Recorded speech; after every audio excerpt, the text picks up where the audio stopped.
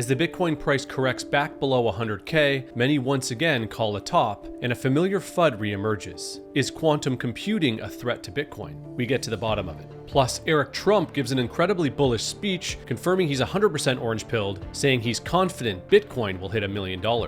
And gold bugs like Peter Schiff are having mental breakdowns as the attractive proposal for the US government to dump gold in favor of Bitcoin gains steam. We hear from Michael Saylor on why the US government should seriously consider selling their gold, buying Bitcoin, and prospering for the next 1,000 years.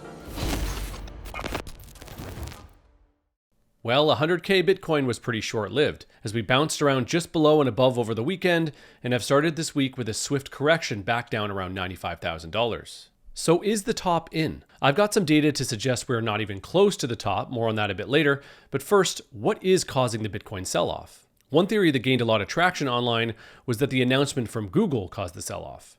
Google claimed yesterday that their quantum chip Willow solved in 5 minutes what classical computers couldn't crack in billions of years. They claim the 105-qubit chip brings insane error correction and is a leap towards practical quantum computing. Now, if you've been in Bitcoin for a while, you've likely heard this FUD before, that Bitcoin is not quantum resistant, and so once we inevitably get full-on quantum computing, the network's private keys will be hacked. So is this true? Well, the short answer is no. Bitcoin relies on 2 types of encryption, ECDSA-256, which is what the network uses to encrypt its digital signatures, and SHA-256, which is what the network's proof-of-work hashing algorithm uses. Cracking ECDSA-256 would require over 1 million qubits. Willow's mere 105 qubits isn't even close. So rest assured your private keys are safe for the time being. Guessing a Bitcoin private key is so hard, it's essentially impossible. A Bitcoin private key is just a really large number, 256 bits long. There are 2 to the 256 possible private keys.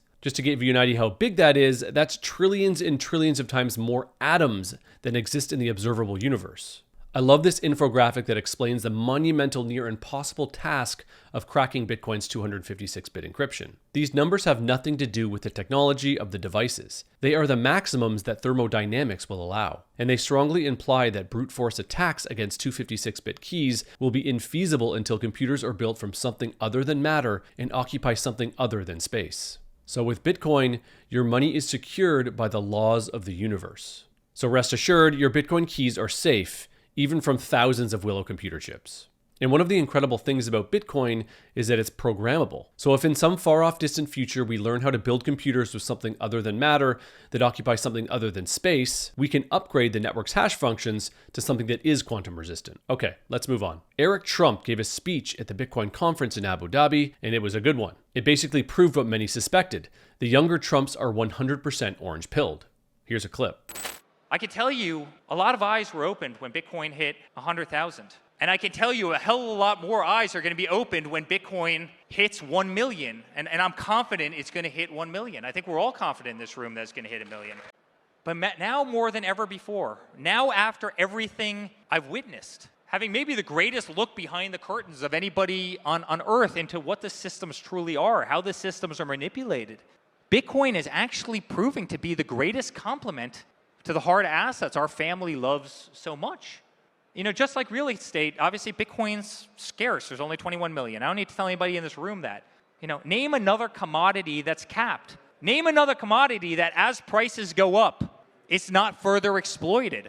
Guys, if gold ever went to $20,000, you'd be tearing down this building. You'd be looking in the concrete pillars over there.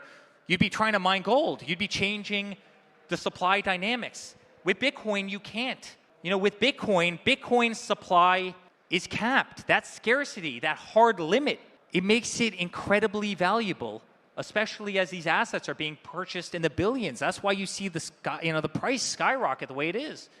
But unlike real estate, Bitcoin's not tied to geography. It's global. It's instantly liquid. Try selling this convention center to a REIT right now. You know, I'll see you in 2 years. Try going out and selling a big office building. You know, it will take you 18 months to do. At the end of it, you're going to want to shoot yourself in frustration. You know, think about the complement to hard assets that Bitcoin is, right? It's instantly liquid. You can buy or sell it while literally having dinner with your wife or your husband or whoever it might be. It's borderless. You know, it can be transferred, it can be sold, it can be, you know, moved with the click of a button. It's a global currency. It doesn't rely on traditional banking systems. It's not subject to the corrupt governments that we talked about before. We see them all over the world. There's corruption everywhere. There's no banks, there's no lawyers, there's no title agencies, there's no brokerage commissions, there's no middlemen. You don't need any of this to operate, to buy, sell. You don't need it to build. And that's why Bitcoin is such an unbelievable asset. It has the ability to disrupt traditional banking systems, in the biggest way, which really have been controlled by far too few. And I might be speaking against our own interest. We probably did better in that world than anyone. But Bitcoin is inclusive. It gives everybody the opportunity around the world to participate in ways that they never otherwise would have thought, no matter of their wealth, no matter of their location, the geography. People in developing countries, people who otherwise wouldn't stand a freaking chance. It gives them tremendous opportunity. And people very rarely ever say that about Bitcoin.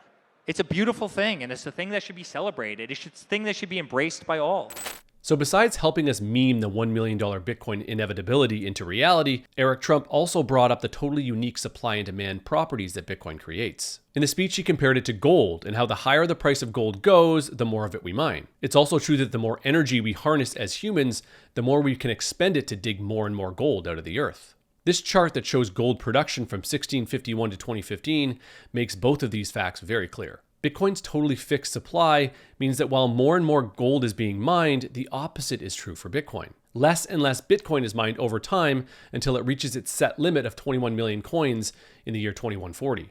And as Eric Trump pointed out, demand cannot shift the supply issuance. As demand grows over time, less and less is mined due to the 4-year halving cycles. And this is why gold priced in Bitcoin has been trending down over the last 10 plus years. The best strategy remains to save in Bitcoin. Bitcoin's superiority over gold and the fact that leaders around the world are beginning to slowly wake up to it has caused gold bugs like Peter Schiff to have all-out mental breakdowns. Here's a tweet from Schiff from just yesterday.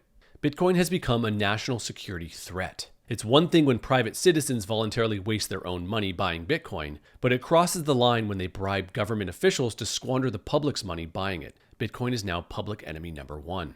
And once you see what leaders like Senator Cynthia Lummis and billionaires like Michael Saylor are proposing the US government to do, you can see why Schiff is so bent out of shape. Here's a clip of Saylor on Yahoo Finance talking about why the US government should sell all their gold and buy Bitcoin.